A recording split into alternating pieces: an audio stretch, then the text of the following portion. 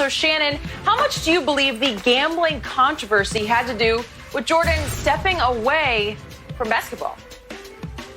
It might have some, but I think the biggest thing for me, Skip, is that since he got into the league, Skip, he was never, ever normal again. And he talked about it. He was lying on the couch and he's smoking a cigar.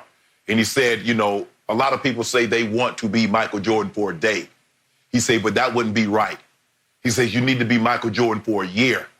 And realize, Skip, we talk about this, Skip. Think about this, Skip, for just a second. What we've been going through since the middle of February, where we can't go dine, you can't go to a restaurant, you can't go out and hang out. That's Michael Jordan for almost 40 years. He can't go to the movies with his kids. He's never been able to be normal with his kids. He was never able to be normal. We're complaining about, Skip, we've been shut down for about 2 months. Michael Jordan was shut down for almost 40 years.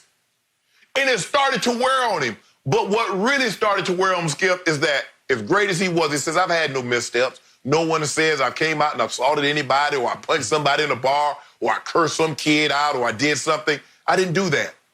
But what he found out, Skip, is that no matter how great you are, people will start to look for ways to try to tear you down.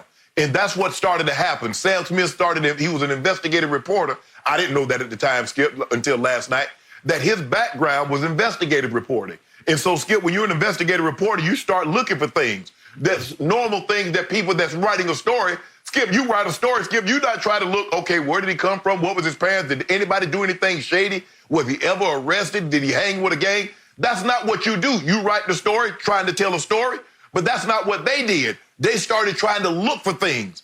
Michael Jordan was like, man, but I tell you what, Skip Bayless, not to change subjects too far, now you should have a greater appreciation for one LeBron James. Michael Jordan grew up in an era where there was no social media. There was really no 24-hour talk shows. There was no debate shows. Everybody did not have an opinion on Michael Jordan. This is what GOAT James has had to deal with. He grew up in a social media era with a constant grind. Because, Skip, you saw what happened going back to that three-peat, trying to get that the pressures and how it started to wear on him. Whoo! And he's like, man, look here. And David Aldridge was telling the story last night. He said, man, if y'all don't be careful, said Magic told him, y'all gonna run him out of the game. And that's exactly what I believe happened, Skip. But also what wasn't in that, Skip, did you know when they was down 0-2, they were playing the Knicks in game 3. Did you know, Skip, Michael Jordan went 3 from 18 from the floor and they still won that game? Now let go, James had done that. Now somebody saved Michael Jordan's legacy. Now I don't know who it was, but somebody saved that man's legacy. Skip, I liked last night. Last night was my favorite episode because Michael Jordan was very, very open. He was the most open and honest I've been.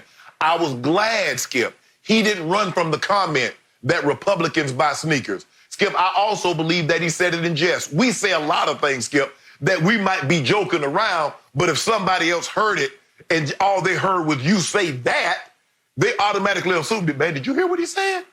And it got back. It was. But Skip, like he said, I didn't get in this to be activism, and that was not his calling. Skip, I like that Michael said I was just wanted to be a basketball player, but Skip, the most touching, last night when he said, Skip, if he had a chance to do it over again, I'm not so sure I would want to do this. I don't know if I would want to be a role model because I'm already set up for failure.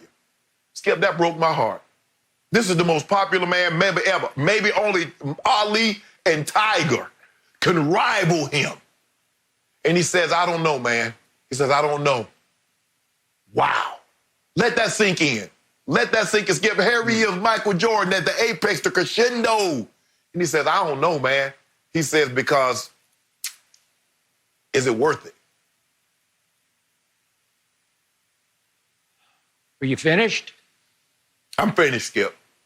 Okay, all right.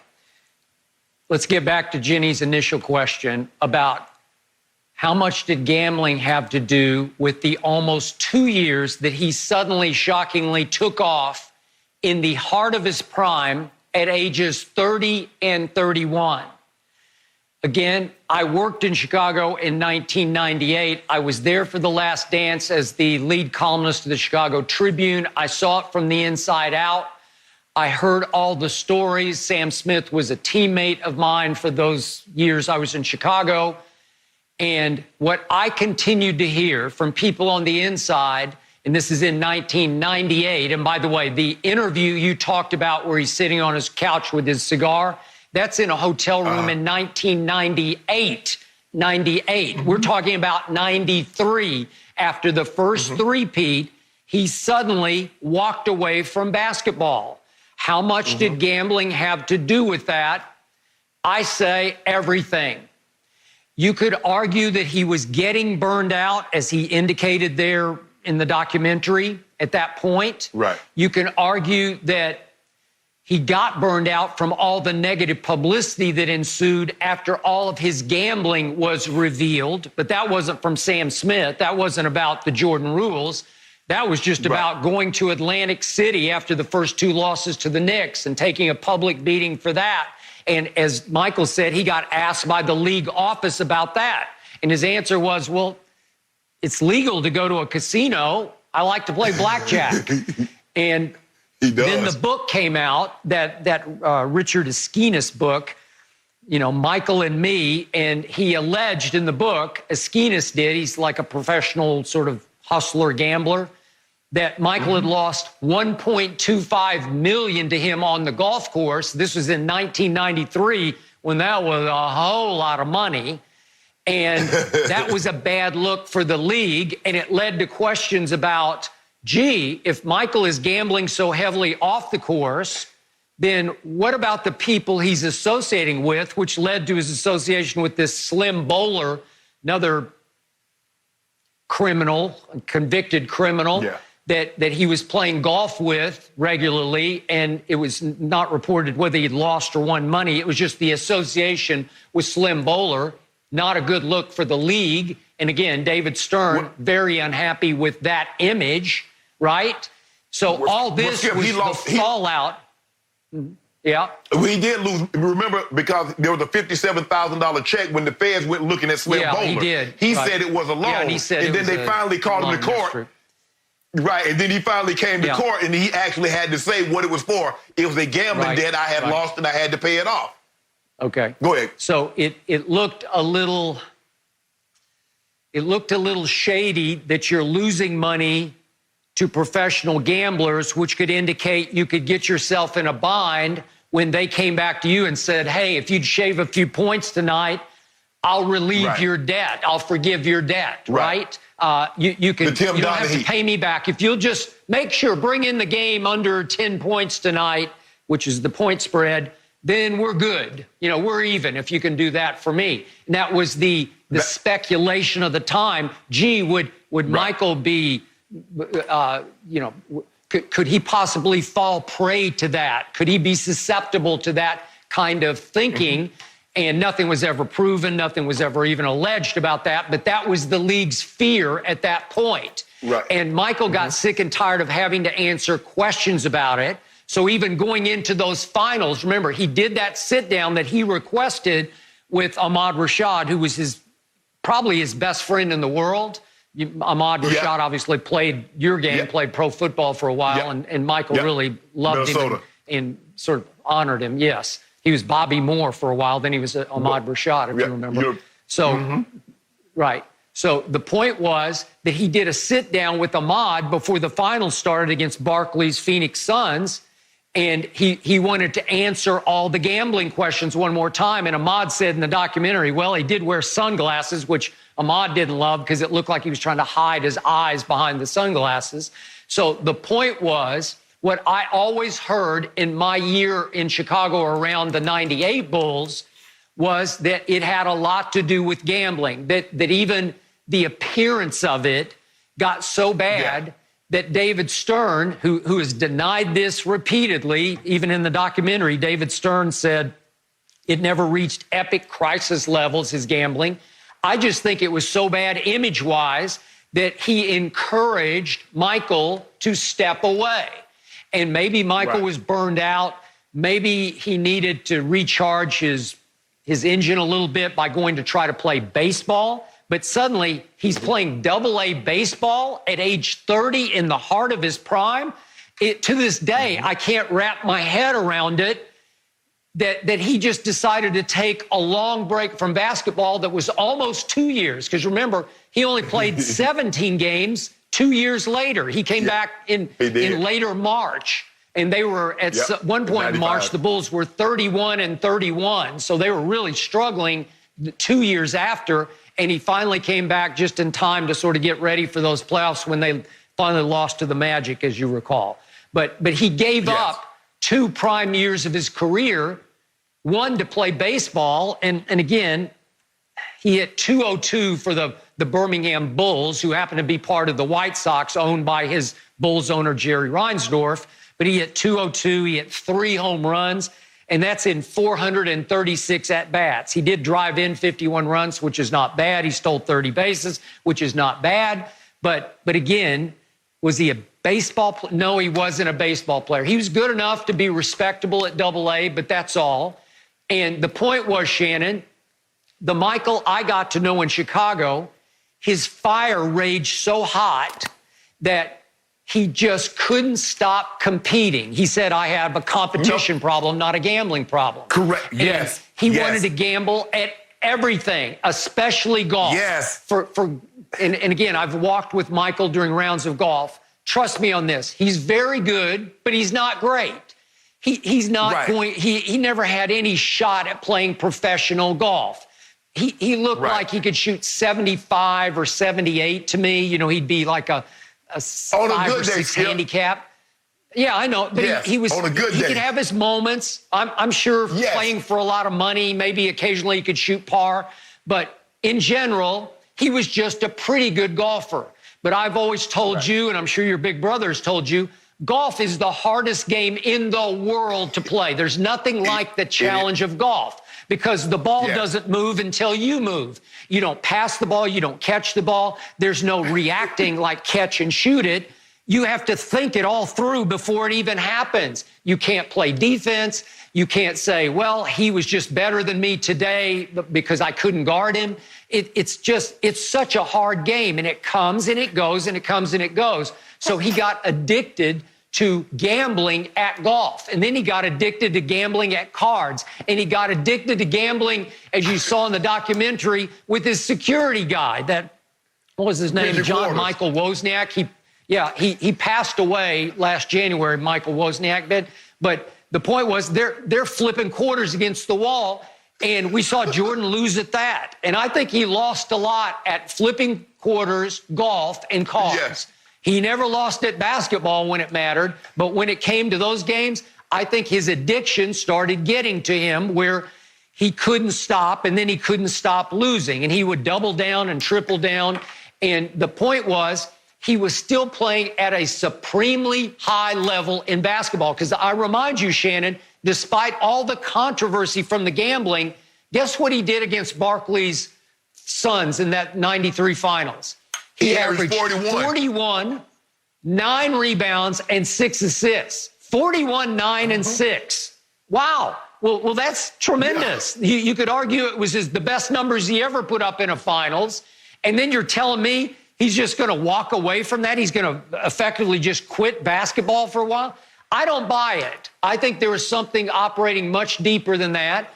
I don't think we're going to get to it in the documentary because obviously it's Michael's documentary. He's got editorial control over it. So, no, he's not going to go there. But I appreciated the fact that they touched all the right bases on the gambling. They didn't run from it. They didn't ignore it. They laid it out there for you, and then you draw your own conclusions. And mine is that gambling did play some big part in him being forced, or at least encouraged, to take a sabbatical after the 93 season.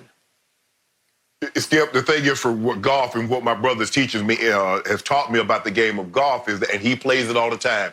He's hitting, he's chipping, he's putting, he's doing all these things. He said the difference between golf and other sports, you get to play against the guy. He said, but in golf, you playing against the course. And see, that's what Michael Jordan runs afoul, Skip. He's like, when Charles Barkley won the MVP, he said, okay, you gave him that, I'm about to get this. I can play against you, Charles. You're not playing against the basketball court. You're playing against Charles Barkley. Okay, you gave Mailman my MVP. I'm playing against him. I'm going to get it back. You see, Skip, the thing is, like when you go to Vegas, you have a winning hand. Vegas knows if they can just keep you there long enough, the tide will swing, and they'll get all they lost back to you and all you brought in. They'll get all of it back, and that's what happened to Jordan, Skip. He was starting to lose at quarters, and he just couldn't walk away, Skip. He's like, okay, well, I'll give you 4 cracks to beat my 1. He just can't help it. He did. Skip, 4 quarters is a game that I played in 4-H. We played as kids, pitching pennies, pitching nickels, closest to the wall to win. That's how competitive he was, Skip. As an athlete, I think it was Will Perdue was telling the story. Now, the big dogs were in the back of the plane. They're probably playing Guts or Boo Ray, and people at home, hopefully you know what that is. I don't have time to explain it to you. He said, but he and B.J. Armstrong and John Paxton, they're playing up front, and they're playing blackjack for $1 hand. And Michael comes up there and says, well, can I play? And Pax asks him, like, well, Michael, why would you want to play with us? He says, because I want your money in my pocket. You see, Skip, and I tell you all the time, when you're an athlete, Skip, we make money. You don't really gamble to try to make money. I didn't want the guys' money because everybody was making money. I wanted their pride.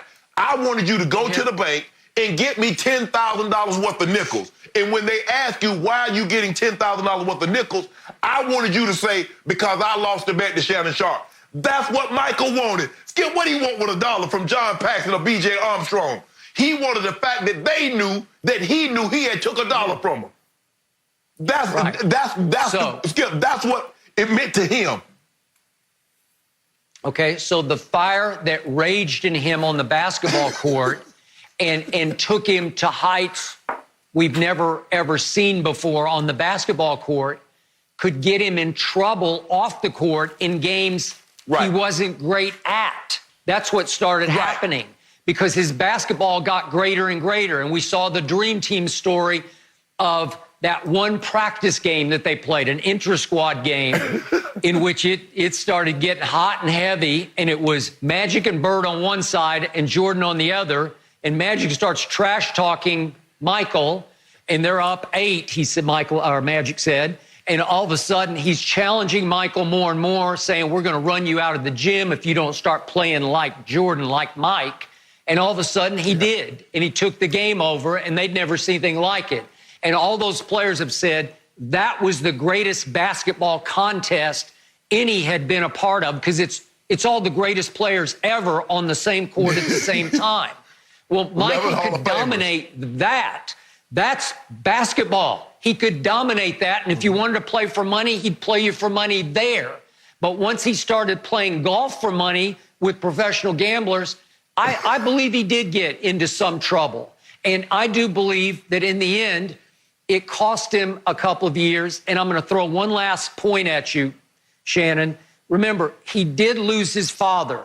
His father was murdered on July 23rd of 1993. So after that Phoenix Finals, 41-9-6, soon after, James, his father, the story was that he was driving the car, the Lexus that Michael had bought him, and it had license plates of UNC 0023, and a couple of kids are behind him on the highway. He pulls over to take a nap. This is the story.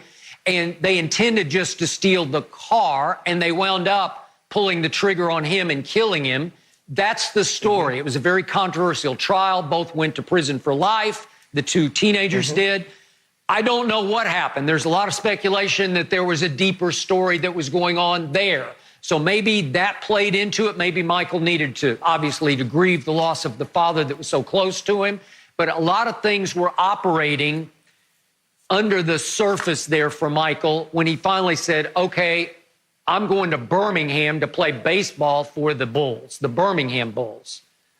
It was the Barons, Skip. I think it was the Barons. I think it's the Durham Bulls and the Birmingham Barons. But Skip, I think the thing, the Barons. Skip, I think what happened, to try to make this quick, Skip, I think what Michael did is that you're bringing people to gamble. That's money I can get. Well, I don't care who they are, what they do. Skip, I don't believe Michael Jordan asked who they were.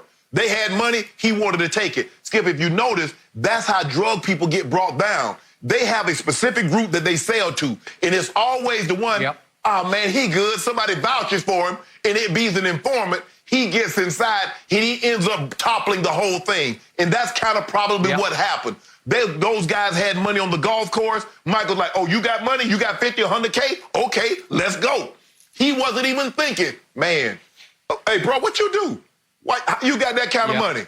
But that's not what he did. He didn't check, and then that's what happened.